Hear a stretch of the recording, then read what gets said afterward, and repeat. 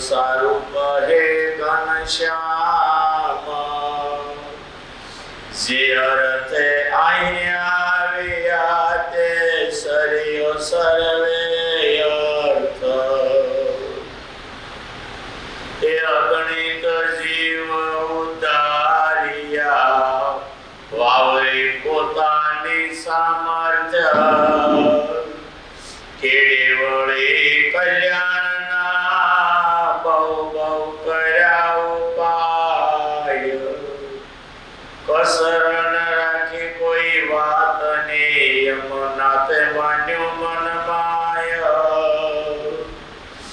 જણ જણ પ્રત્યે જોજવો કર ચાલતો મોક્ષનું કામ. પરિશ્રમ વિના પામવા અખંડ અક્ષરધામ. કર્યા કોટી કોટીઓ પાય રે, અને આવી અવની માય રે. અમારી મૂર્તિને પ્રસંગે રે, કર્યો કલ્યાણ જીવનો જગે રે. સંત સંબંધે કલ્યાણ કીધું રે, તેને પણ ખંડ ધામા દીધું રે. વળી પાંજા સદા વ્રત ગણા રે, તે પણ પારણા કલ્યાણ તણા રે. વળી ધ્યાન ધારણા સમાધિ રે, કરાવી વિસરાવીઓ પાધી રે. વળી પ્રગટ કરી પંચવ્રત રે, આદ્યો પડાવી પદ અમૃત રે. બહુ દેશ તીર્થ ગામ શેર રે, તાર્યા ફરી હરિ કરે મેર રે. કરી ઉત્સવ બહુ સમયા રે, તાર્યા જીવ જાય નહે કયા રે. કયા જગનને બહુ જગ રે, તે પણ જીવ ઉતારવા કાજ રે. વર્ષો વરસ કર્યા વળી મેળા રે, કરવા જીવ બ્રહ્મ મોલે પેળા રે. બાંધ્યા કલ્યાણ સારું બહુ ધામ રે, શ્રી ઠાકોરજીના ઠામ ઠામ રે. એમાં બેસારી સારી મૂર્તિ રે, તે પણ જીવના કલ્યાણવતી રે. કયા ચરજ મહારાજ રે, તે પણ જીવને તારવા કાજે રે. બહુ બાંધી કલ્યાણની સડક રે, જાય તમે જીવ થઈને દડક રે. થઈ વાત સર્વે મોટી રે, તરસે જીવ કોટા ન જો કોટી રે. એ તો બહુ કાયો થયો સારું રે, હવે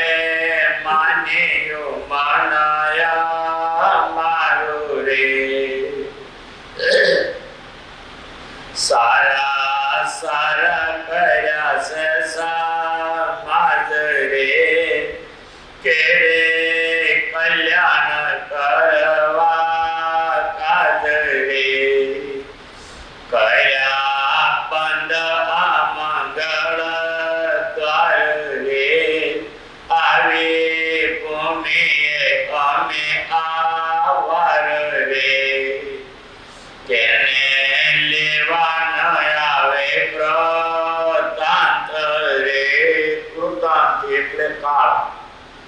તેને લેવા ન આવે કૃતાંત રે, એમાં જાણજો આજ વૃતાંત રે. તરણી યોગે રહી જાય તમરે. તરણી એટલે સૂર્ય અને તમ એટલે અંધારું. તરણી યોગે રહી જાય તમરે, ત્યારે માર્તંડનો શું માધ્યમ રે. માર્તંડ એટલે સૂર્ય. તેમાં મે આવે આકર રે, ત્યારે પતિત પાવન કોણ કહે રે. અઘ એટલે પાપ. તેમાં મે આવે અગર રે, ત્યારે પતિત પાવન કોણ કહે રે. પેલા બંધુ કહે છે દયાળ રે, તે તો કોડું ના પડે કોઈ કાળ રે. માટે સર્વે નામ સત્ય કીધા રે, જનય પર ઉદ્ધારી લીધા રે. સારો ફેરો પાયો છે આ વાર રે, બહુ જીવ કર્યા બવા પાર રે. વળી કલ્યાણકારી જે વસ્ત્ર રે, તે પાન પૃથ્વી પર છે સમસ્ત રે. બહુ તે વડે થશે કલ્યાણ રે, સ્પર્શે પામશે પદ નિર્વાણ રે. અમે હૈયે ન હૈયે જો આઈ રે, નથી રાખ્યું કેળે કામા કાઈ રે. સર્વે કરીને લીધું છે જો કાજ રે, એમાં કહે છે શ્રી મહારાજ રે. જે જે કર્યા છે અમે ઉપાય રે, જે કોઈ આવી જશે એ માય રે. તેને અંત કાળે અમે આવી રે, તેડી જાવું છે તનતા જારી રે. અશ્વરથ વિમાન વેલ સારી રે, લઈ જવા સુખ પાલે બેસારી રે.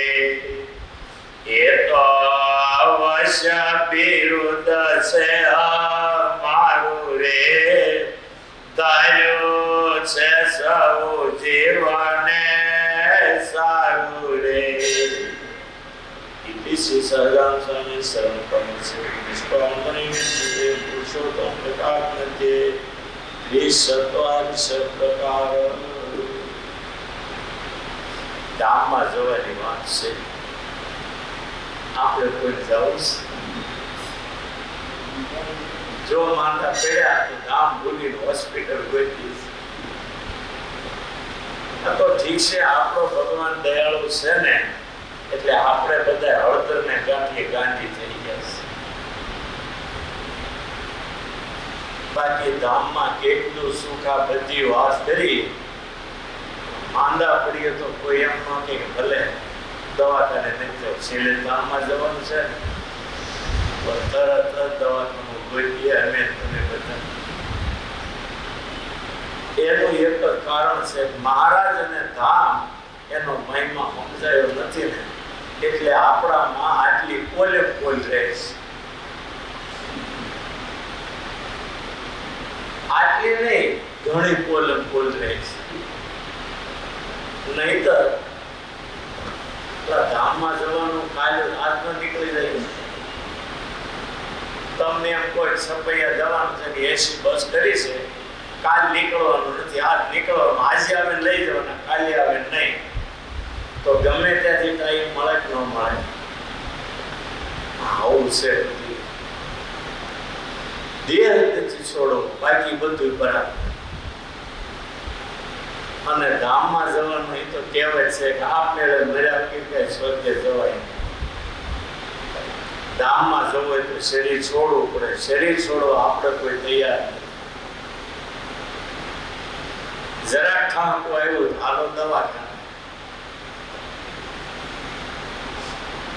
જનારાને બીક લાગે છે, ખારું મરી જઈશું. અને સગા સંબંધીઓને એમ થાય, આ બિચારા વયા ન જાય, સારું વયા ન જાય, સારું. આ તો સારું છે. શેરી પ્રાર્થના ભગવાન કોઈને સાંભળતા નથી.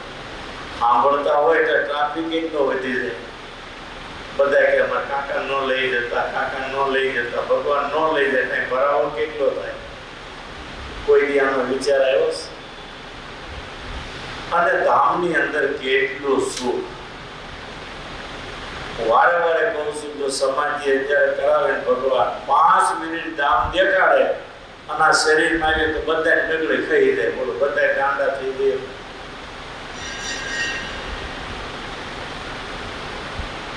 ઈ ધામમાં લઈ જવા હાટું ભગવાન પોતે માથાકૂટ કરી કેટલી વાર ગામડે ગામડે કર્યા, સાધુ કર્યા, આચાર્ય કર્યા, મંદિરો કર્યા, મૂર્તિઓ પધરાવી, ગ્રંથો કર્યા, સત્સંગ સ્થાપ્યો, કથા વાર્તાના નિયમો કર્યા, સંતો પાસે કીર્તનો કરાવ્યા, સંતોને ગામડે ગામડે ફેરવી ફેરવી હરિભક્તો બનાવ્યા.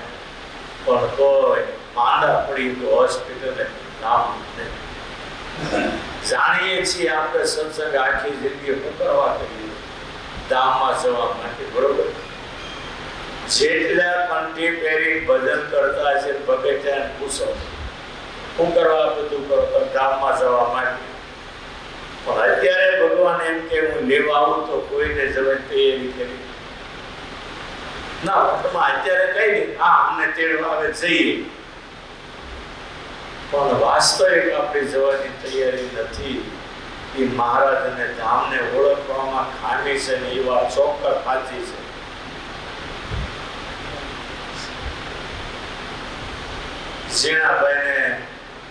ઝીણાભાઈની બાને મહારાજે કહ્યું, ઝીણાભાઈ બીમાર હતા. મહારાજે એના બાને કહ્યું, બા ઝીણાને આખા સુરતનું રાજ મળે તો અરે મહારાજ તો બહુ સારું. વળી મહારાજ કે બા ઝીણાને આખું જગતનું રાજ આપું તો અરે મહારાજ તો બહુ સારું ને. પછી કે એને સ્વર્ગનો રાજ આપીએ તો 33 કરોડ દેવનો માલિક થાય એવું કહીએ તો ઓ મહારાજ તો એની તો વાત જ ન થાય. પછી કે એના કરતા ઊંચું સતલોકનું બ્રહ્માનું શાસન આપીએ તો અરે મહારાજ તો બહુ સારું. મહારાજને એટલું મળે તો બહુ સારું. મહારાજ કે ઝીણાભાઈને અક્ષરધામનો રાજ આપો તો ઓ મહારાજ એના જેવું તો એક કે નહીં. પછી દેહ છોડાવે ત્યારે શોક ન થાય એવું કરી દીધું. હવા ભરી ભરી મહારાજે હો. પછી ઝીણાભાઈ દેહ છોડે ત્યારે મહારાજે આહુડા પાડ્યા, પણ એની બાને આહુડા ન આવ્યા. મહારાજે અક્ષરધામનું રાજ મારા દીકરાને રાજી રાજી થઈ ગયા. પણ આપણને આ વાત ગળે ન હોય. ધામમાં જવાની વાત છે ને એ તો આપણે વાંચવા પૂરતી જ રહી છે બધા. એટલે કોઈને કઈ થયું હોય તો કોઈ એમ કે જાજો ધામમાં જાય છે ને, ના ના જલ્દી દવાખાને, જલ્દી જલ્દી ગાડી કાઢ ડ્રાઈવર ક્યાં છે? સાચી વાત ખોટી કહેજો હો, મારું ભૂલ થતી હોય તો મને કઈ ભૂલ કાઢશે તો મને ખોટું નહીં લાગે. હું તો સાંભળવા જ લાગે. આપણે ઉપરથી આવેલા નથી, અમારી ભૂલ થાય. ધામમાં જવું કોઈને નથી, બધાને અહીંયા રહેવું. અહીંયા સુખ મળે તો બહુ સારું. પણ આ હેત રૂપની માયા છે ને, એને આપણને બધાને બાંધી દીધા છે. અને ભગવાન મતલબી છે. મતલબી એટલે શું? ભગવાનને સ્વાર્થ છે આ જગત ચલાવવા. એટલે હેત રૂપી માયા મૂકી છે ને, એનાથી જ આખું જગત હાલે છે. બધાની અંદર હેત રૂપી માયા મૂકી. દીકરામાં હેત, પત્નીમાં હેત, પૈસામાં હેત, મોટરમાં હેત, બંગલામાં મોહ હેત, મા બાપમાં હેત, પત્નીમાં હેત, બધે હેત, હાડુભાઈમાં હેત, હાળામાં હેત, બનેવીમાં હેત, માસા, કાકા, મામા, ભાણિયા, ભત્રીજા, બધામાં હેત છે. એ માથાકૂટ છે ને. બધામાંથી હેત નીકળી જાય તો જનક રાજા થઈ જાય કે નહીં? બધા જનક રાજાએ દેહને પોતાનું ન માન્યું એટલે દુનિયામાં એનો કોઈ હકો જ નહીં. મિથિલાના સીમાડે સુખદેવજીને જનક રાજા કથા વાર્તા કરે. સુખદેવજી કથા કરે, જનક રાજા સાંભળે. એવામાં મિથિલા હળગે ભડકે બળતી દેખાણી. સુખદેવજીએ કહ્યું, રાજા તમારી મિથિલા હળગે. જનક રાજાએ સુખદેવજીને કહ્યું, કથા ચાલુ રાખો. મિથિલાયામ પ્રદીપ્તાયામ નમે દયતિ કિંચન. કથા ચાલુ રાખો. મિથિલા હળગે એમાં મારું કાંઈ હળગતું નથી. દેહભાવ રાખે તો મારી રાણી, મારો દીકરો, મારું રાજ ને મારું ઘર. આ બધું આવે ક્યારે? દેહભાવ હોય ત્યારે. આખા પૃથ્વીના ગોળા ઉપર દ્વારકાધીશે ભારતીય લડાઈમાં બે સેનાની વચ્ચે જનક રાજાની પ્રશંસા કરી. મહાન આ પૃથ્વી ઉપરનો કર્મયોગી જનક, જેને એક ક્ષણવાર પણ પોતાના શરીરને પોતાનું ન માન્યું. બહુ મોટા મુનિએ પૂછ્યું, તમે આવી બ્રહ્મ સ્થિતિ, યોગીઓ કરતા ઊંચી સ્થિતિમાં તમે જીવો, 1 મિનિટ તમારું શરીર પોતાનું ન માનો, આવી સમજણ ક્યાંથી આવી? આવું અમારામાં આવે? જનક રાજા કે આ બપોરે મારે ત્યાં ઠાકોરજી જમાડવા આવજો, એટલે હું તમને શીખવાડું. જનક રાજાએ યોગીને આમંત્રણ આપ્યું. મહાન યોગીને નામ તો ભૂલી ગયો. આ તો બધું 40 વર્ષ પહેલા સાંભળેલું, અમુક યાદ આવી, નામ ન યાદ. જનક રાજાએ જ્યાં એની છાદરી નાખી જમવા પહેરે ત્યાં ઉપર 25 મણની શિલા કાચા હુતરને તાંતને લબડતી મૂકી અને નીચે એનું આસન બેહી જાવ જમ. હારા હારા પકવાન પીરસ્યા, જમે પણ જીવ અંદર જો પડી મરી, જો પડી તો મરી. જમી પરવારી બહાર આવ્યા. હું જમ્યો. શું જમ્યા તમે? કે મારો હારું ઈ કઈ ખબર નહોતી. કેમ? આરો જીવ અંદર ને અંદર રહેતો હતો. આ શિલા પડશે તો મરી જાય. 25 મણની શિલા કાચા ઉતરને તાપને લટકતી.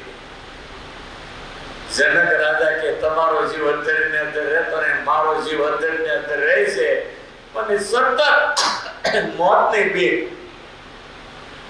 એટલે મને ઘડે કે ભગવાન ભૂલાતા નથી. મારો જીવ અંદર ને અંદર રહે છે. હમણાં કાળ આવ્યો, હમણાં કાળ આવ્યો. આપણે બધા મહાન યોગી, આપણને કાળની બીક જ નહીં ને.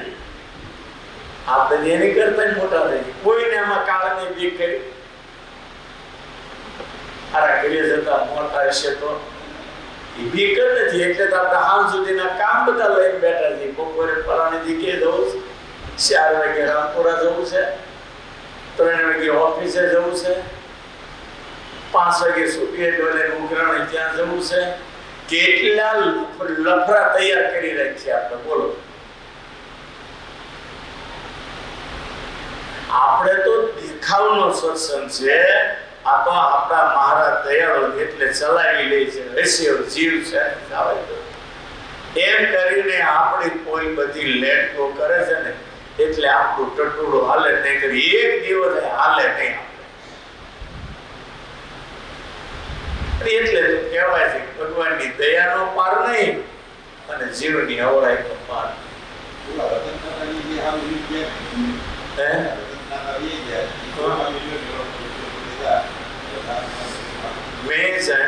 દાન બહુ કર્યું, બહુ અતિશય દાન કર્યું. એ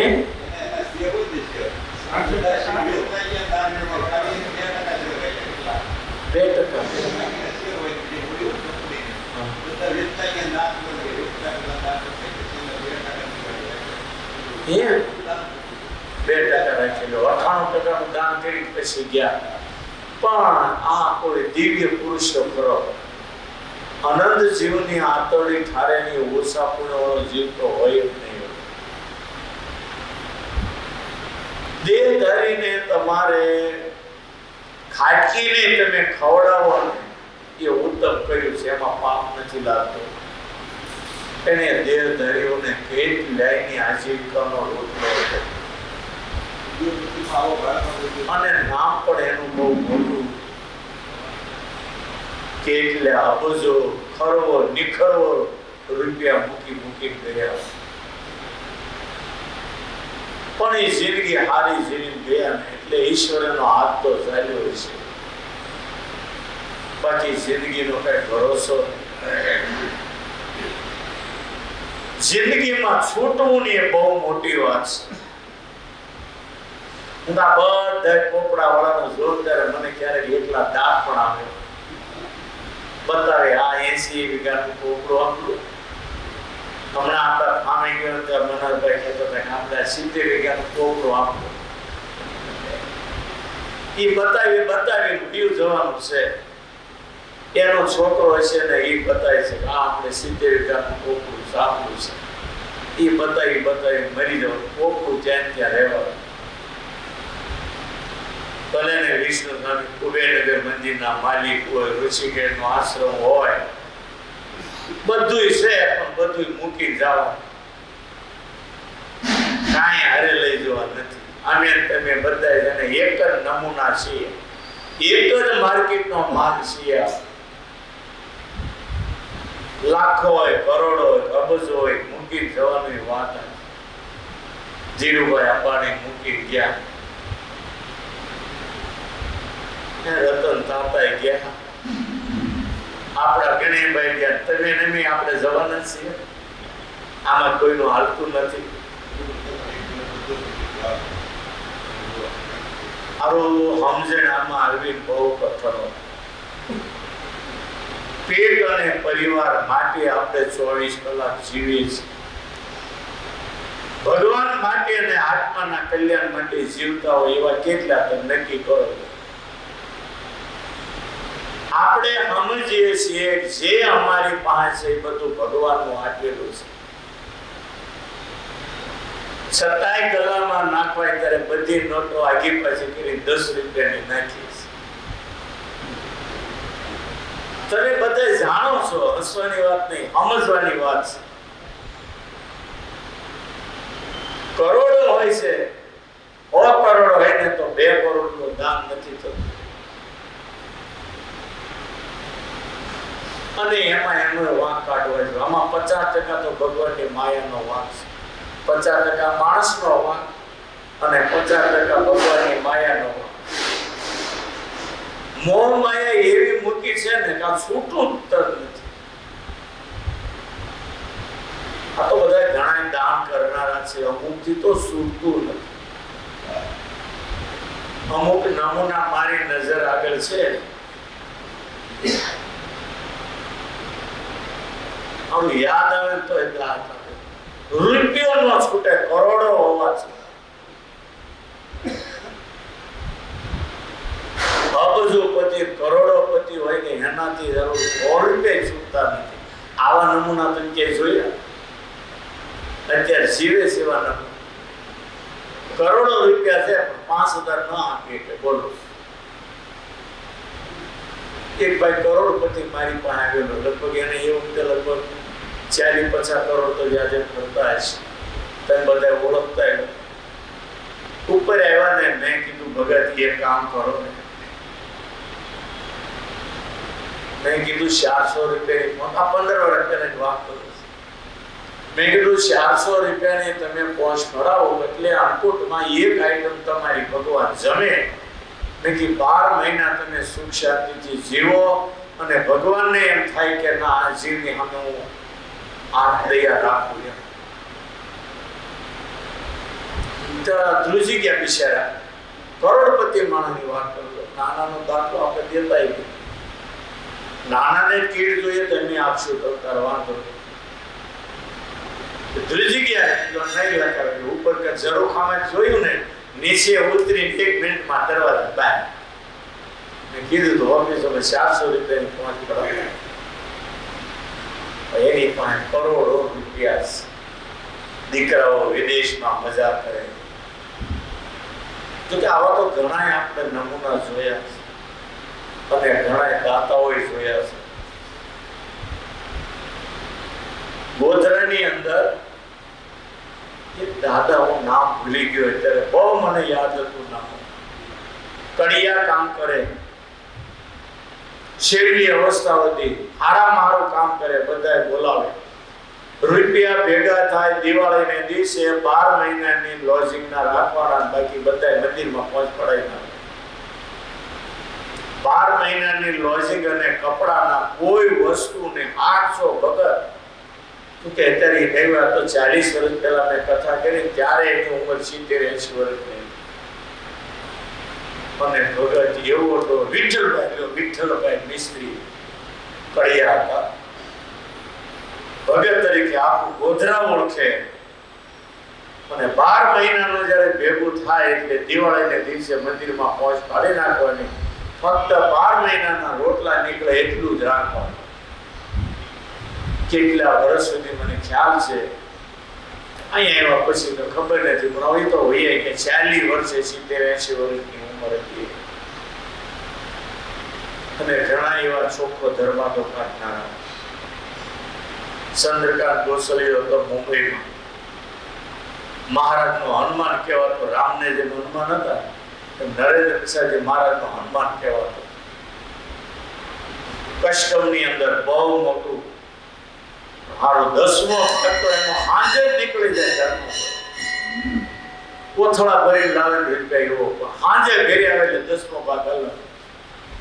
એના બાપા ગલ્લામાં 2 રૂપિયા નાખે ને એ લખવાના, આજ્ઞા પૂરી પાડવાની. લખાણનું કીધું મહારાજ, લેતી દેતી રૂડા અક્ષરે છોકરાને વાપરો આપે ને એ લખે.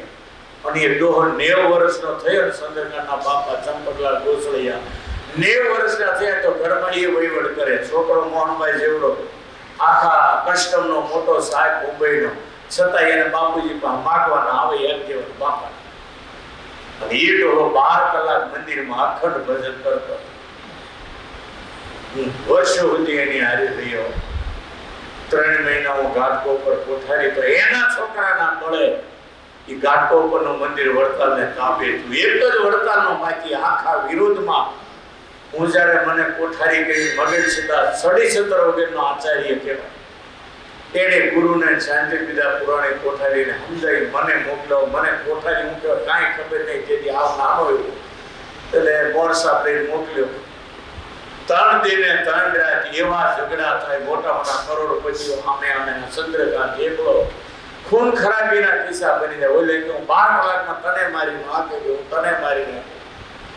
ધીરુભાઈ ગાંધી ત્યાં આગેવાન હતા, જે ગુરુકુલના બહુ મોટેરા ઘણા હતા, એ સત્સંગના મોટેરા. 3 દિવસ ઝઘડા. 1:30 વાગે ઠાકોરજીના થાળ મંદિરમાં બગડાની બોલી. 4થે દિવસે છેલ્લે સારજ આપ્યો અને છેલ્લે વડતાલ તાબે મંદિર થઈ ગયું. અત્યારે શિખર બંધ થાય છે. 50 કરોડના ખર્ચ પાયા બહાર નીકળી ગયું છે. સારું છે. પેલા પ્રાઇવેટ હતું ને વિરસદા જ્ઞાનચંદ્ર સ્વામીએ કર્યું. પણ ડોહો એવો ભગતને વાત પૂછો. ક્યારેક આવા ભગતો યાદ આવે ત્યારે આંખમાં આંસુ આવી જાય કે આ કળયુગમાં આવી ભક્તિ એમ. અને ભક્તિ વધારે કરી ભગવાનને રાજી કરજો. ભક્તિ સિવાય બધું નકામું છે. આજ નહીં તો કાલે ભક્તિ નહીં કરો તો અંતકાળે પસ્તાવા સિવાય કાંઈ વધવાનું નથી. માટે આવા ગુરુએ લક્ષ્મીનારાયણ દેવ પ્રતાપથી પધરાવી દીધા. ભક્તિ સ્વામી બિચારા ભાવથી સેવા કરે. આરતીના દર્શન કરીએ ત્યારે કેવું લાગે. આજે જ નવા શણગારને આજે જ પ્રતિષ્ઠા થઈ હોય એવા દેવ દેખાય. 5 માળા આરતી પછી કરી પ્રાર્થના કરી જાઓ ભગવાન અમે ભૂલી જશું, તમે અમને ભૂલતા નહીં. આટલું કહીને જાઓ અને જોઈ લો ભગવાન પછી તમારી પર કેવી અમે દ્રષ્ટિ રાખે. કહેજો સહજાનંદ સ્વામી મહારાજ.